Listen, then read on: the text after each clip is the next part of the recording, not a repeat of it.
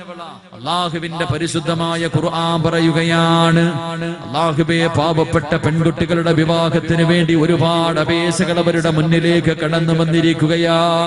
അവരുടെ ബന്ധുവല്ല, അവരുടെ കൂടപ്പറപ്പല്ല, പടച്ചവനെ, പാവപ്പെട്ട പെൺകുട്ടികളുടെ വിവാഹത്തിന് വേണ്ടി അല്ലാഹുവേ ഒരു ചെറിയ സദഖ ഞാൻ നിങ്ങളോട് ചോദിക്കുകയാ. കൊടുത്താ അല്ലാഹു തരുന്ന പ്രതിഫലം ഖുർആനാ പറയുന്നത്, ഹദീസുകളല്ല പറയുന്നത്. അല്ലാഹുവിന്റെ പരിശുദ്ധമായ ഖുർആൻ പറയുന്ന ഒന്നാമത്തെ പ്രതിഫലം എന്തെന്നറിയുവോ? പടച്ചവനെ, റൂഹ് പിടിക്കുന്ന സമയത്ത് എങ്ങനാ റൂഹ് പിടിക്കുന്നതെന്നറിയുവോ?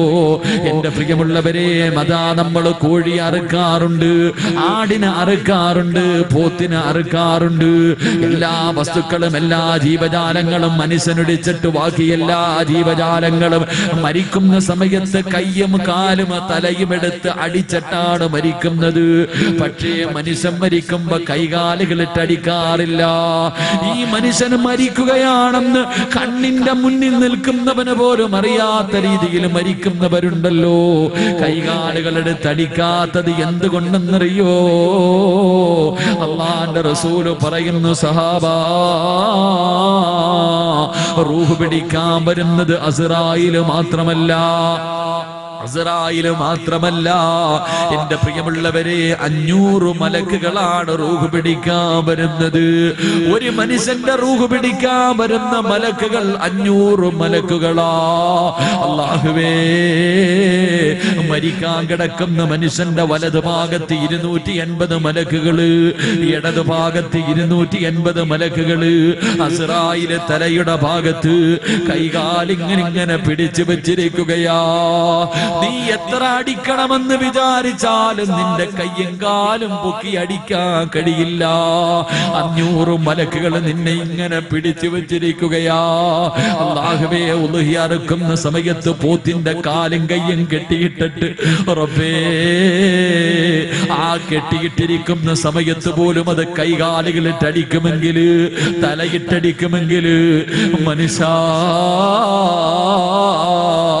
500 മലക്കുകൾ നിന്റെ കയ്യും കാലും പിടിക്കണമെങ്കിൽ ആ മരണത്തിന്റെ വേദനയൊന്ന് സങ്കൽപ്പിക്കുവാപ്പാ. റൂഹിങ്ങനെ പിടിച്ചുകൊണ്ടിരിക്കുകയാ. അസ്റായീൽ തലയുടെ ഭാഗത്ത് നിൽക്കുകയാണ്. പാവപ്പെട്ട പെൺകുട്ടികളുടെ വിവാഹത്തിന് വേണ്ടി പൈസ ചോദിച്ചിട്ട് സമ്പത്ത് അല്ലാഹു തന്നിട്ട് വീടിനകത്ത് ലക്ഷങ്ങൾ സമ്പാദിച്ചു വെച്ചിട്ട് കൊടുക്കാത്തവര് ഇങ്ങനെ റൂഹ് പിടിക്കുന്ന സമയത്ത് നീ കിടന്ന് കരയുകയാണ്. നീ ചോദിക്കുന്നു, അസ്റായീലേ, എനിക്കൊരു സെക്കൻഡ് തരുമോ അസ്റായീൽ? എനിക്കൊരു നിമിഷം തരുമോ അസ്റായീൽ? അസ്റായീൽ തലയുടെ ഭാഗത്ത് നിന്ന് ചോദിക്കും, എന്തിനാടാ കടന്ന് തെണ്ടുന്നത്? നിസ്കരിക്കാനാണോ? നോമ്പ് പിടിച്ച് നിസ്കരിക്കാനാണോ? ദിക്റുകൾ പറയാനാണോ? മാതാപിതാക്കളെ കാണാനാണോ? ഭാര്യയോട് പൊരുത്തം ചോദിക്കാനാണോ? എന്തിനാടാ ഇങ്ങനെ കിടന്ന് യാചിക്കുന്നത്? ആ സമയത്ത് പറയുന്നു, അസ്റായീൽ, എന്റെ വാപ്പ വെറും കൈയോടെ പോയി, എന്റെ ഉമ്മയും വെറും കൈയോടെ പോയി, ഞാൻ കണ്ട ജനാസകൾ മുഴുവനും വെറും കൈയോടെയാണ് പോയത്. പക്ഷേ ഞാൻ എന്നിട്ടും പഠിച്ചില്ല അസ്റായീൽ, ഞാൻ എന്നിട്ടും പഠിച്ചില്ല അസ്റായീൽ. കൊട്ടാരം പോലെയുള്ള വീട് വിട്ടിട്ട് 6 അടി മണ്ണിനകത്ത് എത്രയോ പേരുടെ മയ്യത്ത് വെച്ചിട്ട് ഞാൻ എന്റെ കൈ കൊണ്ട് മണ്ണ് വാരിയിട്ട അസ്റായീൽ. എന്നിട്ട് ഞാൻ ചിന്തിച്ചില്ല ഞാനും ഒരു ദിവസം ഇതുപോലെ പോകേണ്ടവനാണെന്ന്. എത്രയോ പേര് എന്റെ വീടിന്റെ മുന്നിൽ വന്ന് കൈ നീട്ടിയിട്ട് പാവപ്പെട്ട പെൺകുട്ടികളുടെ വിവാഹത്തിന് വേണ്ടി എന്റെ മുന്നിൽ എത്രയോ പേര് ചോദിച്ചു അസ്റായീൽ. അന്നൊന്നും ഞാൻ കൊടുത്തില്ല അസ്റായീൽ. അതുകൊണ്ട് അസ്റായീലേ, ലക്ഷങ്ങളൊന്നും കൊടുക്കണ്ട, 1 മിനിറ്റ് എനിക്ക് തരൂ. 1 രൂപയെങ്കിലും ഞാൻ ആർക്കെങ്കിലും ഒന്ന് കൊടുക്കട്ടെ അസ്റായീൽ. അസ്റായീൽ ചോദിക്കുകയാ, 30, 40, 50, 60 കൊല്ലവല്ല നിനക്ക് തന്നല്ല, നിനക്ക് തന്നില്ലായിരുന്നോ? അന്നൊന്നും നിനക്ക് കൊടുക്കാൻ മനസ്സില്ലായിരുന്നല്ലോ.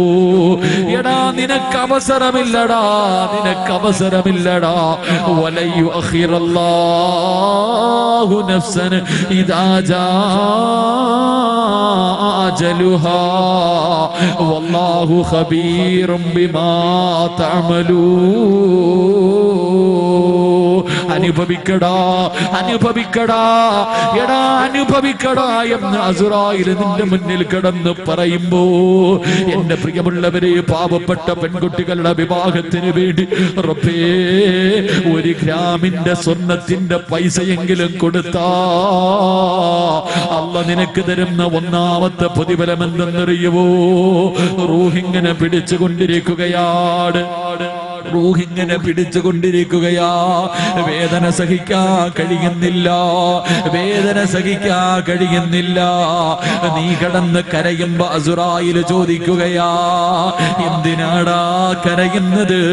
നിനക്ക് സഹിക്കുന്നില്ലേ? നിനക്ക് സഹിക്കുന്നില്ലേ? നിന്നെ കൊണ്ട് താങ്ങാൻ കഴിയുന്നില്ലേ? ഇന്നല്ലദീന ഖാലൂ റബ്ബുനല്ലാഹ്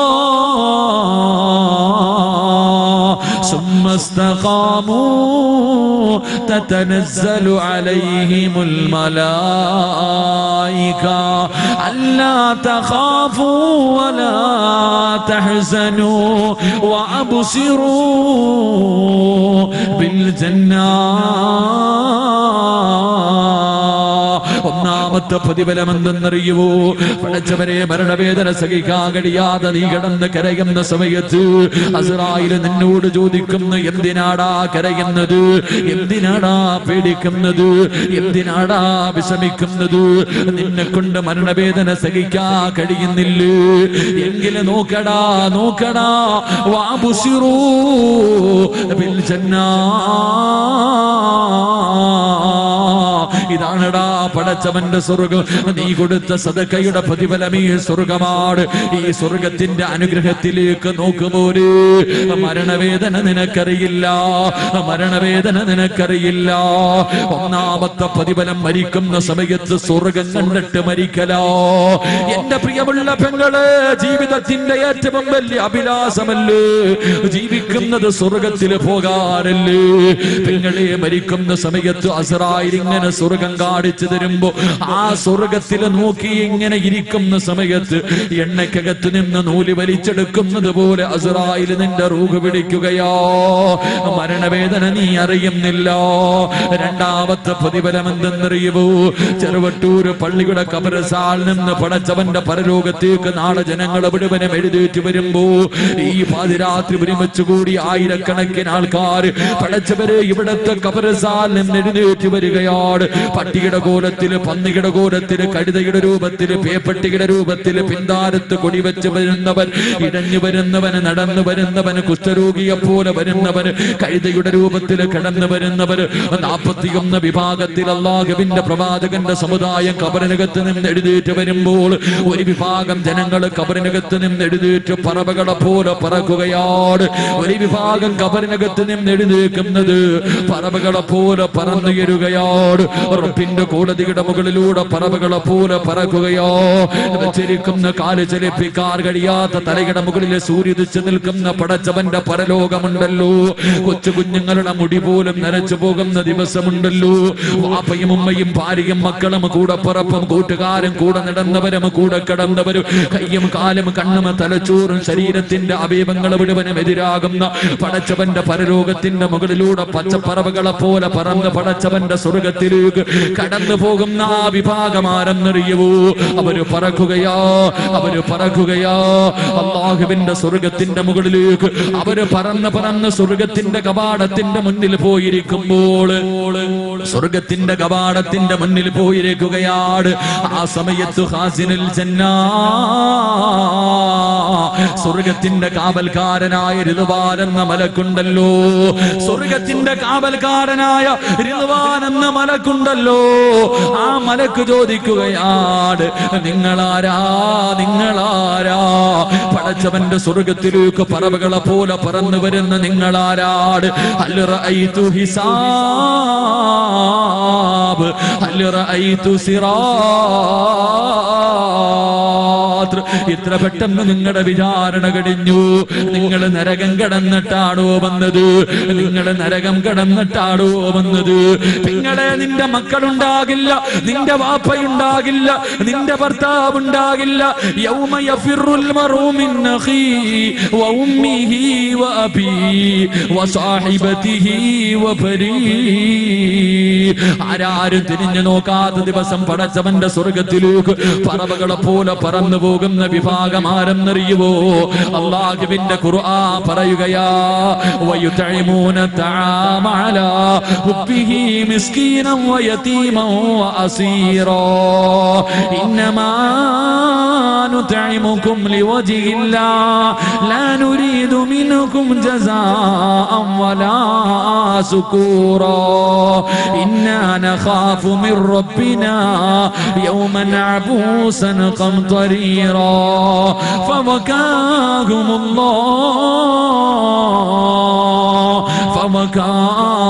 ഫവകാഹുമുല്ലാഹു ശർറ ദാലികൽ നാളെ പടച്ചവന്റെ പരലോകത്തിലെ ഭാഗ്യവാരാട് പറവകളെ പോലെ പറക്കണ്ട വാപ്പാ. കോടികൾ സമ്പാദിച്ചു വെച്ചിട്ട് നിനക്കെന്ത് കിട്ടാരോ? എന്റെ പ്രിയമുള്ളവരെ, പാവപ്പെട്ട പെൺകുട്ടികളുടെ വിഭാഗത്തിന് വേണ്ടി നിനക്കറിയാമല്ലോ, നിനക്കറിയാമല്ലോ നിന്റെ മക്കളെ നീ വളർത്തിയത് എങ്ങനെയാണ്. ഒരു പെൺകുട്ടിയെ കെട്ടിച്ചു വിട്ടതിന്റെ വേദന നിനക്കറിയുമല്ലോ, അതിന്റെ പ്രയാസം നിനക്കറിയുമല്ലോ. രണ്ട്, പരലോകത്ത് കൂടെ പറന്ന് പടച്ചവന്റെ സ്വർഗത്തിലെത്തുകയാ. മൂന്ന്, പെങ്ങളെ വലക്കാ നളറതം വസുറൂറാ. മൂന്നാമത്തെ പ്രതിഫലം എന്തെന്നറിയുവോ?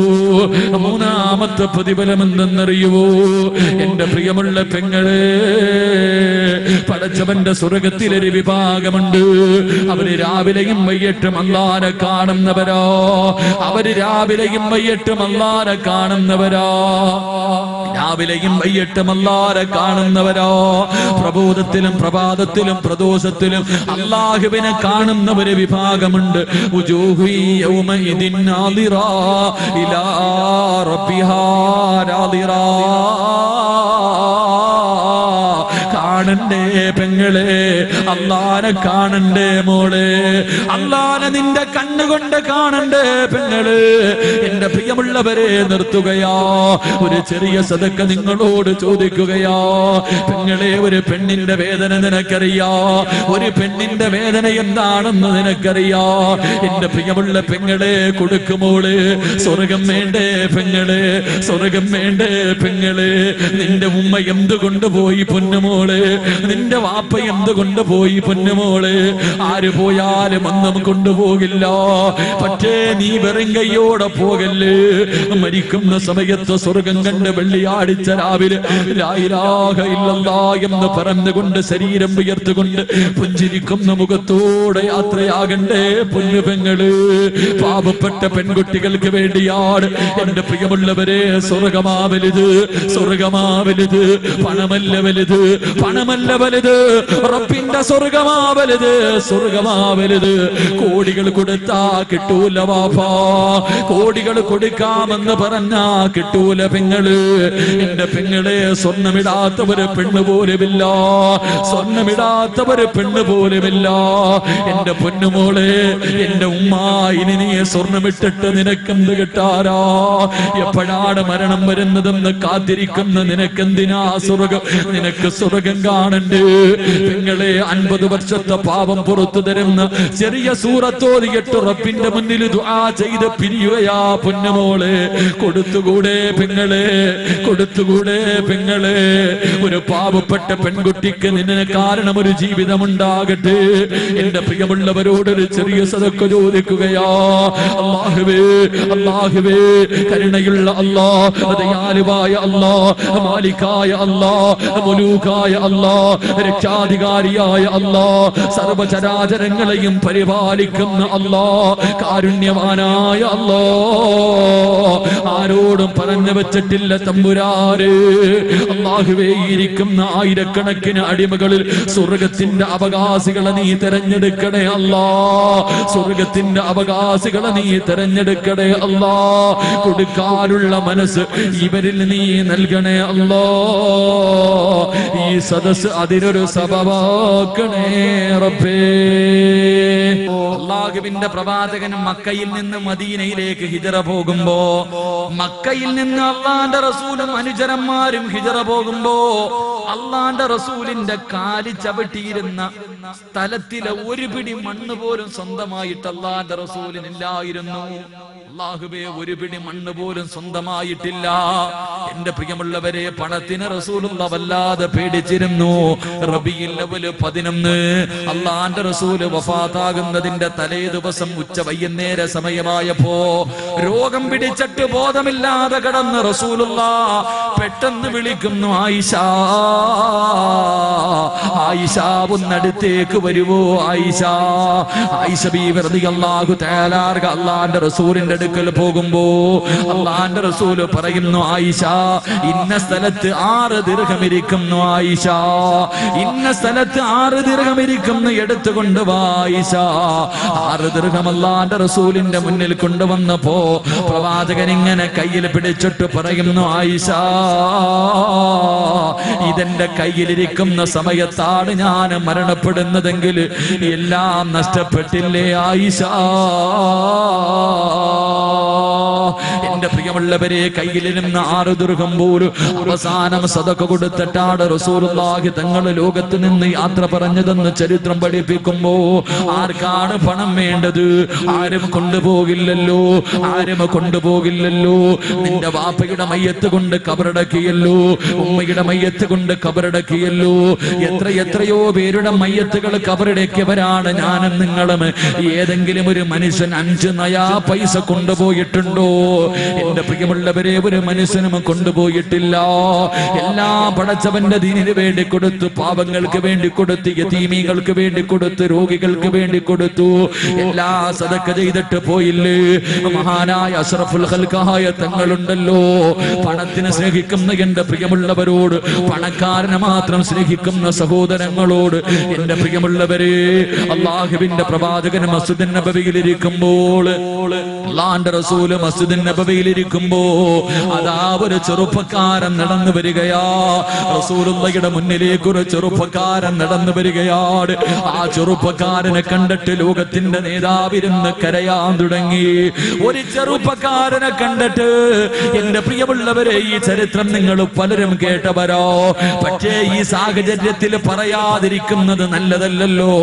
അല്ലാഹുവിന്റെ പ്രവാചകന്റെ മുന്നിലേക്ക് മഹാനായ മിസ്അബ് റളിയല്ലാഹു തആല കടന്നു വരികയാ. മിസ്അബ് എന്ന് പറയുന്ന ചെറുപ്പക്കാരൻ റസൂലുള്ളാഹിയുടെ മുന്നിലേക്ക് കടന്നു വരുമ്പോ റസൂലുള്ളാഹി ഇരുന്ന് കരയുകയാണ്.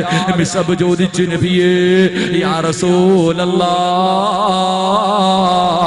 എന്തിനാ നബിയേ കരയുന്നത്? എന്തിനാ നബിയേ കരയുന്നത്?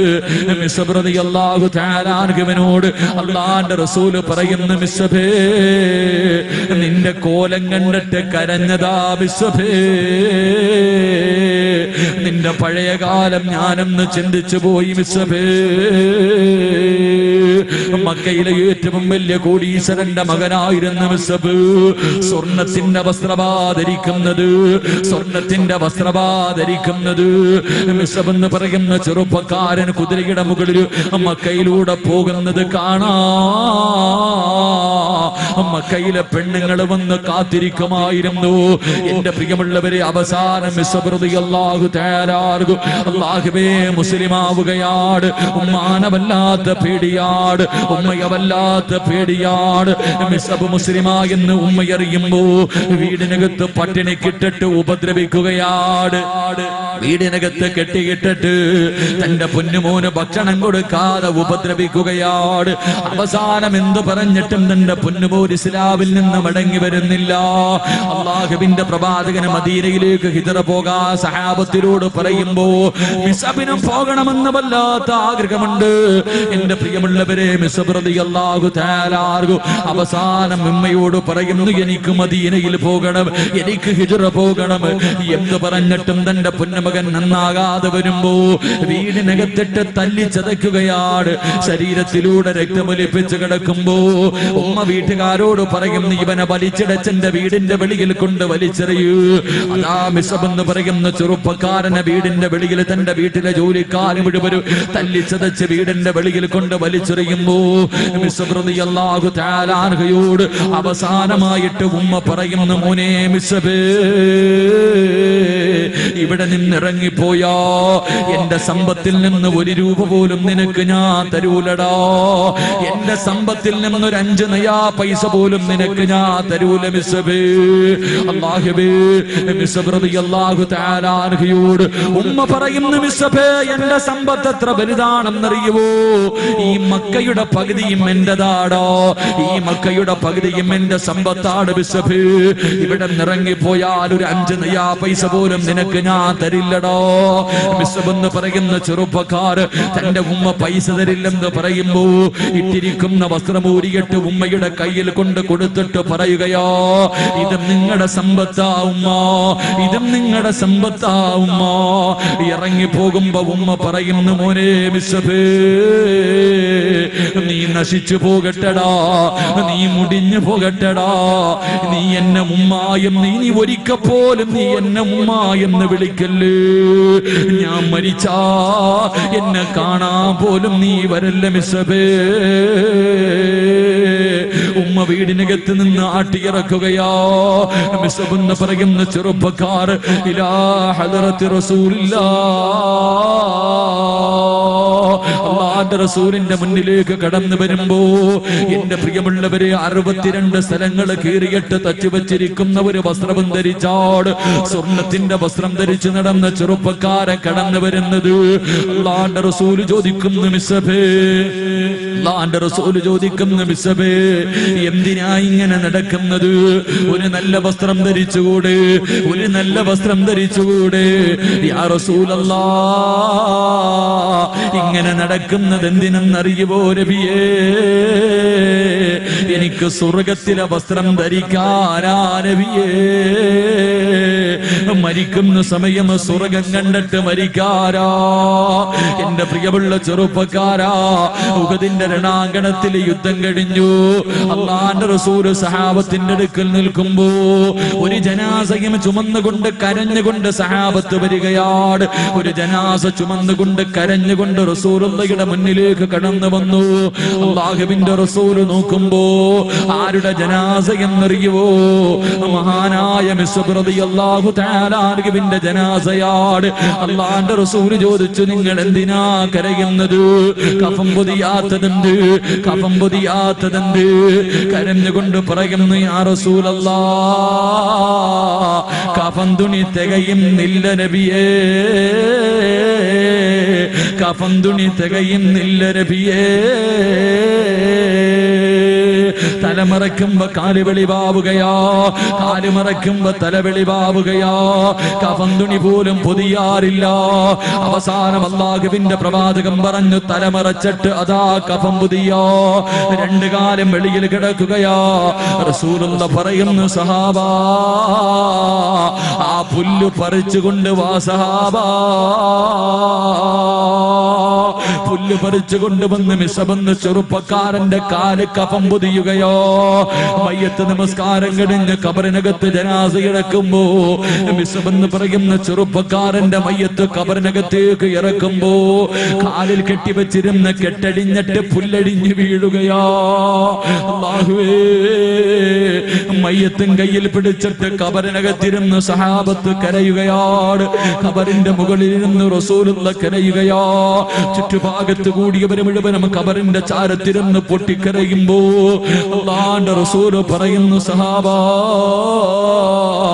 മരിച്ചാൽ ഇതുപോലെ മരിക്കണം സഹാബാ, മരിച്ചാൽ ഇതുപോലെ മരിക്കണം സഹാബാ. പാതിരാത്രി ഒരുമിച്ച് കൂടിയവര് പണത്തിന് ഒരുപാട് മോഹിക്കല്ലേ, അത് നിന്നെ നരകത്തിൽ കൊണ്ടുപോകുന്ന വസ്തുവാട്, നരകത്തിലേക്ക് കടന്നു പോകുന്ന വസ്തുവാട്. അതുകൊണ്ട് അല്ലാഹുവിന്റെ റസൂൽ പറയുകയാ, മരിച്ചാൽ എങ്ങനെ മരിക്കണമെന്നറിയുവോ?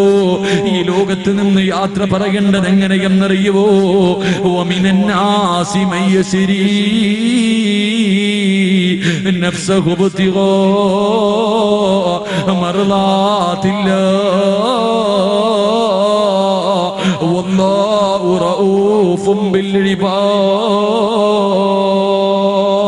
അല്ലാഹുവേ, തന്റെ ജീവിതവും സമ്പത്തും ശരീരവുമെല്ലാം അല്ലാഹുവിന്റെ ദീനിന് വേണ്ടി കൊടുത്തിട്ട് മരിക്കുന്ന സമയത്ത് സ്വർഗം പകരം വാങ്ങിയിട്ട് ആ സ്വർഗം കണ്ടിട്ട് മരിക്കണേ സഹാബാ. അതുകൊണ്ട് പാതിരാത്രി ഒരുമിച്ച് കൂടിയവരെ, അല്ലാഹു തരുന്ന മൂന്നാമത്തെ പരീക്ഷണം നിന്റെ സമ്പത്ത് നഷ്ടപ്പെടുത്തിയിട്ട് പരീക്ഷിക്കുകയാ. നാലാമത്തെ പരീക്ഷണം എന്തെന്നറിയുവോ? നാലാമത്തെ പരീക്ഷണം എന്തെന്നറിയുവോ? നിന്റെ മക്കളുടെ മയ്യത്ത് നിന്നെ കൊണ്ട് ഖബറടപ്പിക്കുമെന്ന് നബിയുനാ റസൂലുള്ളാഹി സ്വല്ലല്ലാഹു അലൈഹി വസല്ലമ തങ്ങൾ പറയുകയാണ്. സ്വന്തം മക്കളെ മരിപ്പിച്ചിട്ട് അല്ലാഹു പരീക്ഷിക്കുകയാ. പാതിരാത്രി ഒരുമിച്ച് കൂടിയവരെ, അല്ലാഹുവേ, മക്കള് മരിച്ചിട്ട് ഏറ്റവും കൂടുതൽ കരഞ്ഞതാരാ? മക്കള് മരിച്ചിട്ട് ഏറ്റവും കൂടുതൽ കരഞ്ഞതാരാ? മഹാനായ അസ്റഫുൽ ഖൽഖ് നബി മുഹമ്മദ് മുസ്തഫ സല്ലല്ലാഹു അലൈഹി വസല്ലമ തങ്ങള് ഈ 7 മക്കളുടെ മയ്യത്തല്ലേ ഖബറടക്കിയത്? 7 മക്കളുടെ മയ്യത്തല്ലേ ഖബറടക്കിയത്? എന്റെ പ്രിയമുള്ളവരെ, ബദറിന്റെ രണാകണത്തില് 313 സഹാബത്ത് ഒടിഞ്ഞ വാളുമായി വിശന്ന വയറുമായി ബദറിന്റെ രണാകണത്തിൽ യുദ്ധം കഴിഞ്ഞിട്ട് ജയിച്ചിട്ട് റസൂലുള്ള വീട്ടിലേക്ക് കേറി വരികയാ. ബദർ യുദ്ധം കഴിഞ്ഞിട്ട് റസൂലുള്ളാഹി തങ്ങൾ തന്റെ വീട്ടിലേക്ക് കടന്നു വരുമ്പോ ആയിഷ ബീവി റളിയല്ലാഹു തആല പള്ളിക്കകത്തിരുന്ന് നിസ്കാരം കഴിഞ്ഞ് വീട്ടിലേക്ക് കേറി വരുമ്പോ ആയിഷ ബീവി പറയുന്നു, നബിയേ, ജന്നത്തുൽ ബഖീയിലേക്കൊന്ന് പോ നബിയേ, റുഖിയ മോളുടെ ജനാസ ഖബറടക്കാ കൊണ്ടുപോയിരിക്കുന്നു നബിയേ. ബദറിന്റെ രുണാങ്കണത്തിൽ നിന്ന് യുദ്ധം ജയിച്ച സന്തോഷത്തോട് വീട്ടിൽ കയറി വന്നപ്പോ അല്ലാഹുവിന്റെ റസൂലിന്റെ പൊന്നുമോള് റുഖിയ ബീവി മരണപ്പെട്ടിട്ട് മയ്യത്ത് ഖബറടക്കാൻ കൊണ്ടുപോയിരിക്കുകയാ. അല്ലാഹുവിന്റെ റസൂൽ ഇറങ്ങി ഓടുകയാണ്. റസൂലുള്ളാഹി തങ്ങൾ തന്റെ വീട്ടിൽ നിന്നിറങ്ങി ജന്നത്തുൽ ബഖീയിലേക്ക് കടന്നു ചെല്ലുമ്പോ റുഖിയ ബീവിയുടെ മയ്യത്ത് ഖബറിൽ വെച്ചിട്ട് മണ്ണ് വെട്ടി വാരി ഇട്ടുകൊണ്ടിരിക്കുകയാ. മണ്ണിങ്ങനെ ഇട്ടുകൊണ്ടിരിക്കുകയാ. അല്ലാഹുവിന്റെ റസൂല് വരുന്നത് കണ്ടപ്പോൾ സഹാബാക്കളെ മുഴുവനും മാറി നിന്നു. ഉസ്മാന് തങ്ങൾ ചോദിച്ചു, നബിയേ, മോളുടെ മയ്യത്ത് കാണണോ? അല്ലാഹുവിന്റെ റസൂലിനോട് ചോദിക്കുന്നു, പൊന്നുമോളുടെ ജനാസ കാണണോ? എന്റെ പ്രിയമുള്ളവരെ, അല്ലാഹുവിന്റെ റസൂലിന് തന്റെ പൊന്നുമോൾ അവസാനമായി ഒന്ന് കാണാൻ പോലും ഭാഗ്യം കിട്ടിയില്ല. 7 മക്കളുടെ മയ്യത്ത് സ്വന്തം കൈകൊണ്ട് റസൂലുള്ള മണ്ണ് വാരിയിട്ട് ഖബറടക്കി എന്ന് ചരിത്രം പഠിപ്പിക്കുമ്പോ, എന്റെ പ്രിയമുള്ളവരെ, നമ്മുടെ മക്കളിൽ ആരെങ്കിലും ഒരാൾക്കൊരു തലവേദന വന്നാ സഹിക്കാൻ കഴിയോ? എന്റെ പ്രിയമുള്ളവരെ, ഞാൻ ലക്ഷദ്വീപില് വഅദിന് പോയപ്പോ വഅദ് സ്റ്റേജിൽ ഒരു ഉസ്താദ് ഉദ്ഘാടനത്തിന് വന്നു. ഒരു പ്രായമുള്ള ഉസ്താദാ. പടച്ചവനെ, ഞാനിങ്ങനെ സംസാരിച്ചു കൊണ്ടിരിക്കുമ്പോ ചോദിച്ചു, മക്കൾ എത്ര ഉണ്ട്? ആ ഉസ്താദ് പറയുന്നു, മോനെ, എനിക്ക് അല്ലാഹു 9 മക്കളെ തന്നു, 9 മരിച്ചുപോയി ഉസ്താദ്. 9 മക്കളെ പടച്ചവൻ കൊടുത്തു, 9 മരിച്ചുപോയി. അല്ലാഹുവേ, ആ മനുഷ്യന്റെ മുഖത്ത് നോക്കി അല്ലാഹുവേ കരയുന്നില്ല. ആ പാവപ്പെട്ട മനുഷ്യനോട് ചോദിച്ചു, ഏത് പള്ളിയിലാ ജോലി ചെയ്യുന്നത്? എന്നോട് പറഞ്ഞു, എനിക്ക് ജോലിയില്ല. എന്റെ 9 മക്കളും മരിച്ചപ്പോ എന്റെ പ്രിയപ്പെട്ട ഭാര്യയ്ക്ക് ഭ്രാന്ത് പിടിച്ചു. ഏത് ഉമ്മയ്ക്ക് സഹിക്കാൻ കഴിയാ? ഏത് മരണവേദനയുടെ വേദനയിൽ നിന്ന് പ്രസവിച്ച ഏതുമ്മയ്ക്കാ തന്റെ മക്കള് മരിച്ചാ താകാൻ കഴിയുന്നത്? അല്ലാഹുവേ, ആ പെങ്ങളുടെ സ്വബോധം നഷ്ടപ്പെട്ടു പോയി. റബ്ബേ, വീടിനകത്തടച്ചിട്ടിട്ട് വന്നതാണ്. പൊട്ടിക്കരഞ്ഞുകൊണ്ട് പറയുമ്പോ, പാതിരാത്രി ഒരുമിച്ച് കൂടിയവരെ, പാതിരാത്രി ഒരുമിച്ച് കൂടിയവരെ, എന്റെ പ്രിയമുള്ളവരെ, അല്ലാഹു കൊടുക്കുന്ന 4ാമത്തെ പരീക്ഷണം മക്കളെ മരിപ്പിക്കുകയാ. 5ാമത്തെ പരീക്ഷണം എന്തെന്നറിയോ? മാരക രോഗം തരുന്നത്. റബ്ബിന് നിന്നെ വല്ലാത്ത ഇഷ്ടമുള്ളത് കൊണ്ടാണ് ചെറുപ്പക്കാരാ ക്യാൻസർ വരുന്നത്, ട്യൂമർ വരുന്നത്, കിഡ്നി തകർന്നിട്ട് ഡയാലിസ് ചെയ്യേണ്ട അവസ്ഥ വരുന്നത്, കൈകാലുകൾ മുറിച്ചു മാറ്റുന്ന രോഗം വരുന്നത്. നിന്നെ വെറുപ്പുള്ളത് കൊണ്ടല്ല പെങ്ങളെ, അല്ലാഹു നിന്നെ വല്ലാത്ത ഇഷ്ടമുള്ളത് കൊണ്ടാ. നിനക്കതിന് പകരം സ്വർഗം തരാനാ പൊന്നുമോളെ. നീ നാട്ടുകാരോട് പറഞ്ഞുകൊണ്ട് നടക്കല്ലേ. പടച്ചവനെ കുറ്റപ്പെടുത്തല്ലേ, പടച്ചവനെ കുറ്റപ്പെടുത്തല്ലേ. ക്യാൻസർ രോഗം വരുന്ന പെണ്ണ്, റസൂലുള്ള പറയുന്നുണ്ട്, 7 പേർക്ക് ഷഹീദിന്റെ കൂലിയാ. 7 രീതിയിൽ മരിക്കുന്നവർക്ക് ഷഹീദിന്റെ കൂലിയാ. പെങ്ങളെ, വയറിനകത്ത് രോഗം വന്നിട്ട്, ക്യാൻസർ പോലെയുള്ള രോഗം വന്നിട്ട് മരിക്കുന്ന പെണ്ണ്, പൊന്നുമോളെ, ഷഹീദിന്റെ കൂലിയാ പെങ്ങള്. അതുകൊണ്ട് എന്റെ പ്രിയമുള്ളവരോട് ഓർമ്മപ്പെടുത്തുകയാണ്, എന്റെ പ്രിയമുള്ളവരോട് ഓർമ്മപ്പെടുത്തുകയാ. അല്ലാഹുവിന്റെ ഖുർആൻ പറഞ്ഞ 1ാമത്തെ താക്കീത് ഏതെന്നറിയുമോ? അല്ലാഹുവിന്റെ ഖുർആൻ പറഞ്ഞ 1ാമത്തെ താക്കീത്, നീ ഈമാനിനെ ഉറപ്പിക്കണേ, നിന്റെ വിശ്വാസം ഉറപ്പിക്കണേ. നന്മയും തിന്മയും അല്ലാഹുവിന്റെ ഭാഗത്ത് നിന്നാ. അയൽവാസി കൂടോത്രം ചെയ്തുകൊണ്ടതല്ല, മുട്ട കുടിച്ചിട്ടതിന്റെ പേരിലല്ല, നിന്റെ വീടിന്റെ പുറകിൽ ഒരു ചെറിയ ഉരുക്ക് കൊണ്ടുവന്ന് കുടിച്ചിട്ടതിന്റെ പേരിലല്ല. എല്ലാം അല്ലാഹുവിന്റെ തീരുമാനമാ. വൽകദിരി ഖൈരിഹി വശർരിഹി മിനല്ലാഹി തആല. നന്മയും തിന്മയും അല്ലാഹുവിന്റെ ഭാഗത്ത് നിന്നാണെന്ന് നീ വിശ്വസിച്ചാലേ നിന്റെ ഈമാൻ ശരിയാകൂ എന്ന് നബി മുഹമ്മദ് മുസ്തഫ സല്ലല്ലാഹു അലൈഹി വസല്ലം. അല്ലാഹു ഈമാൻ നൽകി അനുഗ്രഹിക്കുമാറാകട്ടെ. എന്തൊക്കെ വരുമ്പോ പറയും, എന്റെ അയൽവാസി ഞാൻ നശിക്കാൻ മുട്ടയിൽ മന്ത്രവാദം ചെയ്ത് വെച്ചിരിക്കുക. ഏതെങ്കിലും ഉസ്താദിന്റെ അടുക്ക പോയിട്ട് ഇതിന് പ്രതിവിധി ചെയ്യണം, അല്ലെങ്കിൽ തിരിച്ചു ചെയ്യണം, വെറ്റേ നോക്കണം. ഇതൊക്കെ നടക്ക. പെണ്ണെ വെറുതെ ഓടി നടക്കണ്ട. അള്ളാന്റെ തീരുമാനമാ. ചെയ്തിട്ടുണ്ടെങ്കിൽ അവക്ക് കിട്ടും, ചെയ്തിട്ടുണ്ടെങ്കിൽ അവക്കുള്ളത് അവക്ക്, നിനക്കുള്ളത് നിനക്ക്. അള്ളാഹുവിൽ വിശ്വസിക്ക്. അള്ളാഹു ഭാഗ്യം നൽകി അനുഗ്രഹിക്കുമാറാകട്ടെ. അള്ളാഹു ഭാഗ്യം നൽകി അനുഗ്രഹിക്കുമാറാകട്ടെ. അള്ളാഹു ഭാഗ്യം നൽകി അനുഗ്രഹിക്കുമാറാകട്ടെ. ഇതേപ്പോ നിർത്താറായോ? സംഘാടകർ ഇങ്ങനെ എന്നെ നോക്കുക, ഉസ്താദ് ബക്കറ്റ് എടുക്കാൻ പറയുന്നില്ലല്ലോ. ആൾക്കാർ പോയി തുടങ്ങിയല്ലോ. എന്റെ പൊന്ന് കബീറ, പോകുന്നത് പോകട്ടെ. ഓൻ ഇവിടെ ഇരുന്നാലും 50 പൈസ പോലും തരില്ല. ഞാൻ അവസാനമേ ബക്കറ്റ് എടുക്കാൻ പറയൂ. കാരണം അള്ളാഹു ഉദ്ദേശിച്ചവരൊക്കെ കൊടുക്കുക. ഈ പോണ ചങ്ങാതി ഇവിടെ ഇരുന്ന് 5 രൂപ ഇടൂല്ല. അവൻ പോവുക പോകാതിരിക്കാതെ നമ്മളെ അറിയേണ്ട കാര്യമില്ല. അള്ളാഹു ഈമാൻ നൽകി അനുഗ്രഹിക്കുമാറാകട്ടെ. ഉറക്കപ്പുറ അള്ളാഹു ഈമാൻ നൽകി അനുഗ്രഹിക്കുമാറാകട്ടെ.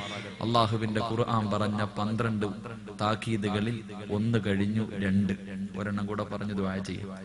1 താക്കീതും കൂടെ പറഞ്ഞു ദുആ ചെയ്യാം. അള്ളാഹു ഭാഗ്യം നൽകി അനുഗ്രഹിക്കുമാറാകട്ടെ. ഇരിക്കൂലേ അവസാനം വരെ?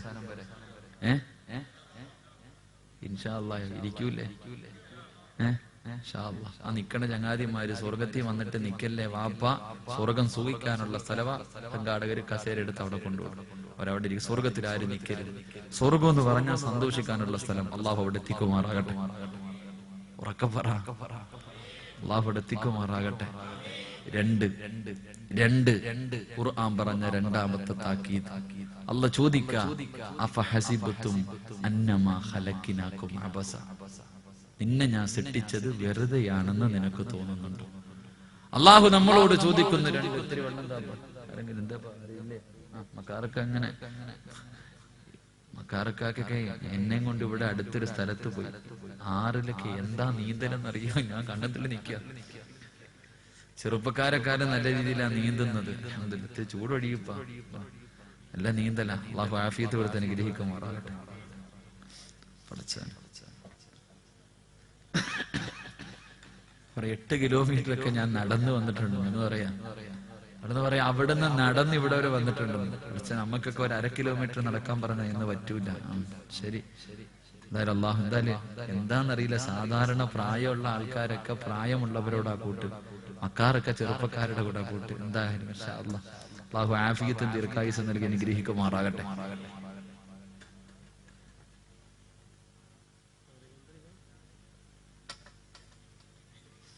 ഈ മക്കാറൊക്കാന്ന് പേരെന്താപ്പാ? യഥാർത്ഥ പേരെന്താ? മുഹമ്മദ് മക്കാർ. അല്ല, ഇങ്ങനത്തെ പേരൊന്നും ഇപ്പൊ ആരും ഇടൂല. കോമഡി എല്ലാവർക്കും ഇല്ലേ പഴയ പേരുകൾ. അല്ലാഹു ഈമാൻ നൽകി അനുഗ്രഹിക്കുമാറാകട്ടെ. എന്റെ പ്രിയമുള്ളവരെ, രണ്ടാമത് ഖുർആൻ ചോദിക്കാം, സിറാജ്, നിന്നെ ഞാൻ സൃഷ്ടിച്ചത് വെറുതെയാണെന്ന് നിനക്ക് തോന്നുന്നുണ്ടോ? അവനവന്റെ പേര് അവനും ചിന്തിച്ചാൽ മതി. അല്ല ചോദിക്കാം, അഫഹസിബതും അന്നമാ ഖലഖനാകും അബസ, നിന്നെ ഞാൻ സൃഷ്ടിച്ചിരിക്കുന്നത് വെറുതെയാണെന്ന് നിനക്ക് തോന്നുന്നോ? അല്ല പറഞ്ഞു, അല്ലടാ, ഇല്ലാ ലിയഅ്ബുദൂൻ, എന്നെ ആരാധിക്കാനാണ്. നിന്നെ ഞാൻ സൃഷ്ടിച്ചിരിക്കുന്നത് വെറുതെയൊന്നുമല്ല, എനിക്ക് ഇബാദത്ത് ചെയ്യാൻ വേണ്ടിയാണ്. എന്റെ പ്രിയമുള്ള സഹോദരങ്ങളെ, ഞാൻ പറഞ്ഞത് പച്ച മലയാളത്തിൽ പറഞ്ഞാൽ 5 നേരം നിസ്കാരമാണ് ഖുർആൻ പറഞ്ഞ രണ്ടാമത്തെ താക്കീത്. പക്ഷെ നമുക്ക് നിസ്കരിക്കാൻ മടിയാ. ഇന്നത്തെ ദിവസം 5 നേരം ജമാഅത്തായി നിസ്കരിച്ച ആണുങ്ങൾ കൈവക്കാൻ പറഞ്ഞ എത്ര പേര് പൊക്കും? എനിക്ക് നാണം കെടാൻ വയ്യ, പൊക്കണ്ട. ഞാൻ നാണം കെടുന്നല്ലാതെ വേറെ ഒന്നും ഉണ്ടാവില്ല. ഇന്ന് 5 നേരം നിസ്കരിച്ച എത്ര പേരുണ്ട്, എത്ര സഹോദരിമാരുണ്ടെന്ന് കളയാക്കാതെ നിസ്കരിച്ചത്. അല്ലാഹു അഅലം. നിസ്കരിക്കാനൊന്നും പറയല്ലേ ഉസ്താദ്, അത് ഇഷ്ടമല്ല. പെണ്ണുങ്ങളൊക്കെ വിചാരിച്ചിരിക്കേണ്ടത് മീൻ വെട്ടിക്കഴിഞ്ഞാൽ പിന്നെ കുളിച്ചാലേ നിസ്കരിക്കാൻ പറ്റൂന്ന്. അത് ഏത് മസലയാ? പെണ്ണ് അടുക്കളയിൽ ജോലി ചെയ്ത് കരിയായി കഴിഞ്ഞാൽ പിന്നെ കുളിക്കണം. ളുഹറും അസറും കൂടെ ജോയിന്റ് ചെയ്താ എല്ലാരും നിസ്കരിക്കണം. എന്റെ പ്രിയമുള്ള സഹോദരങ്ങളെ, നിസ്കാരം വല്ലാത്തതാ. അള്ളാഹു ചെയ്തു തന്ന അനുഗ്രഹം. അള്ളാന്റെ റസൂൽ സല്ലല്ലാഹു അലൈഹി വസല്ലം തങ്ങൾ പറഞ്ഞു, മൻ തറക സലാത്ത സുബ്ഹി, ഏതെങ്കിലും ഒരു മനുഷ്യന് സുബ്ഹി നമസ്കാരം ഉപേക്ഷിച്ചാൽ അവൻ അള്ളാഹുവിന്റെ ദിമ്മത്തിൽ നിന്ന് പിന്നെ അവനെ അള്ളാഹു നോക്കൂല എന്ന് നബിയുനാ റസൂലുള്ളാഹി